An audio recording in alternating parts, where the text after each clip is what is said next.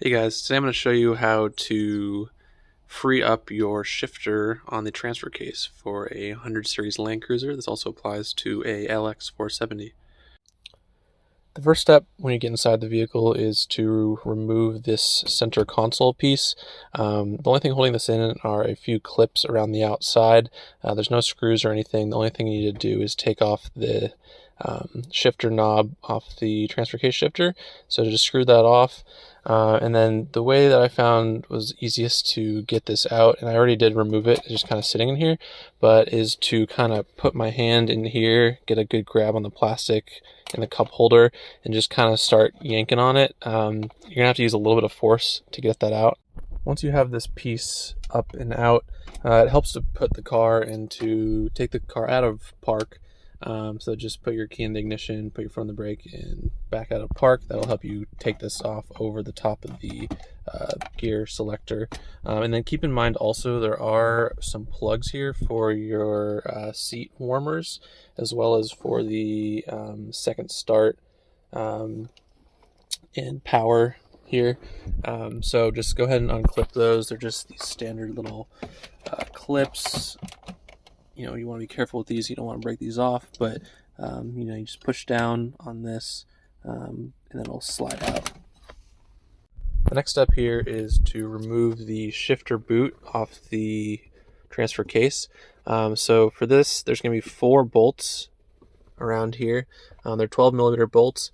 Be really careful. I would recommend, you know, using some PB Blaster or some other lubricant to try to loosen those up a little bit. This is exposed under the car, and as you can see here, I completely busted off about 3 of the 4, so I'm gonna have to try to get those out and get some new bolts. So just be careful getting those out. This is where the real fun begins. So basically there are 4 bolts that hold this piece on top of the transfer case.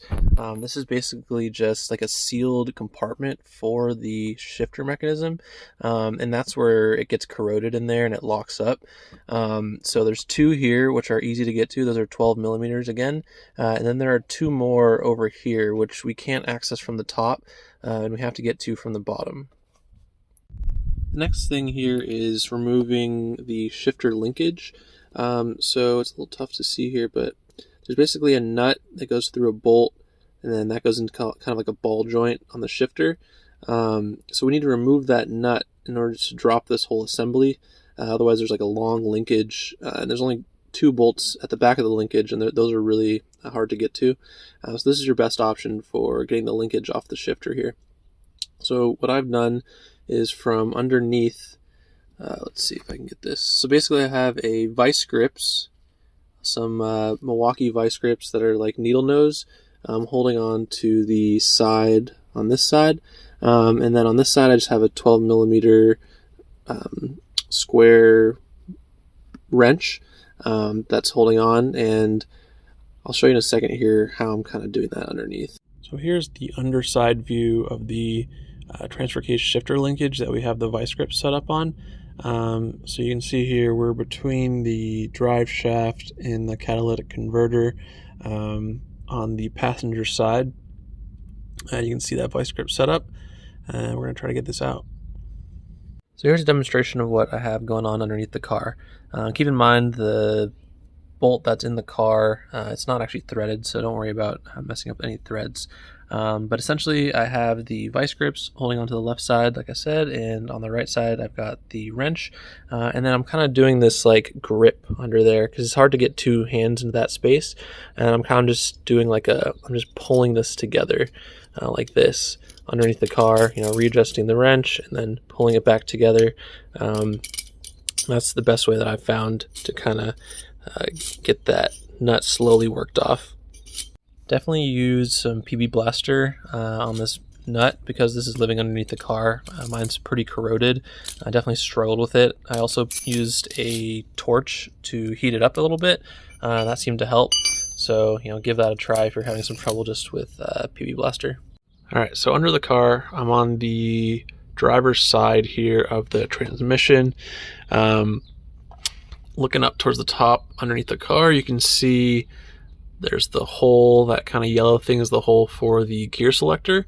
And then those other 2 bolts that we need to get to are just over here to the left. So in order to give yourself some more space to get your arm like up in this general area, I found it's best to remove the shifter linkage here for the gear selector. It's pretty straightforward. You can just remove this cotter pin right here, and then this whole thing just slides off. You don't have to worry about any adjustments or anything. It just slides right back on in the same place. These pins are kind of weird. You can probably see there's one side kind of sticking back into the hole on the backside. Just kind of peel that out, and then the whole thing will just slide off. The other thing to keep in mind under here, so we have 2 bolts left. One towards the front of the vehicle and one towards the back of the vehicle. There's a slope here. I think just the way the transmission sits, or the underbody of the car, I can't tell, but essentially what that means is there's a lot more room to get this bolt off than there is to get the back bolt off. So I wasn't able to, the front one I could use a socket.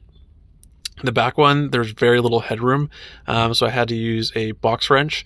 Now, you get that wrench on this back one, and there's very little room. I had to buy a stubby little wrench to be able to work it in there, but I'll show you that in a sec. Once you have that shifter linkage disconnected, and you have 3 of the 4 bolts off, we just need to get to that last bolt back here, right back here. That's really tight to get to underneath. So what I'm going to try to do here is, now that this is all disconnected, I'm going to try to move this whole assembly over like this, and then what that's going to do is just give me more room underneath in the transmission tunnel to get to that 4th bolt under here. So you can see how much clearance I have with this 12 millimeter. Now that I shifted over the transfer case, when I'm using the surrounded side of the wrench, whatever you call that. So there's a 10 millimeter bolt that holds this bracket on right here. That holds all these wires in place. And just took that out. You can see the hole. I'm hoping that'll make room to drop the shifter down here on the passenger side of the car, next to the cat and the drive shaft. This seems like the best option as far as space. Here's another look at that shifter linkage that we removed. That was a giant pain in the butt. But there's kind of what it looks like. You can see the marks where I had my vice grips on there. I was able to work that guy off. Here's what the top of that housing looks like inside. You can see there's a lot of crud in there. There's a seal. You'll see when you take this off that goes around the outside as well. Alright, we got it out. You can see we got it on the bench here. You can see inside it's pretty corroded. That's what's preventing this shaft on the shifter here from sliding in this housing. So we're going to fill this up with ATF, and hopefully that cleans it up. Now, one thing to note is that this is aluminum. You don't want to bang on this too hard with a hammer. I've heard of a lot of people bending this or cracking it, so just be very careful working with this. Alright, I was finally able to get this free. It was not an easy task. What I found worked the best was, getting this mounted up in a way where you can kind of work at it. So I kind of just bolted this to a piece of wood I had laying around, and then put that in my vise to get a nice stable platform to work with. And then to get this free, this was literally just jammed, locked in place. So what I did was I just took this torch and I heated up this aluminum, heated it up real nice and hot, got to the point where I was able to wiggle this just enough to start working at it and get it free. Now, word of advice, so when this is in here, it sticks out a little bit at the end like this, so you can get a hammer on this to hit it, to get it through. Just be careful, because I kind of turned this into a bit of a mushroom on the end, and once I did that, it didn't want to slide through. Next thing I'm going to do is just clean up this shaft here so it's not so corroded. You can see how it was stuck in there. I've already started to clean it a little bit. It was worse before. And then from there, it's pretty much just going to grease this up, just put it back into the housing, put the pin in, and reinstall.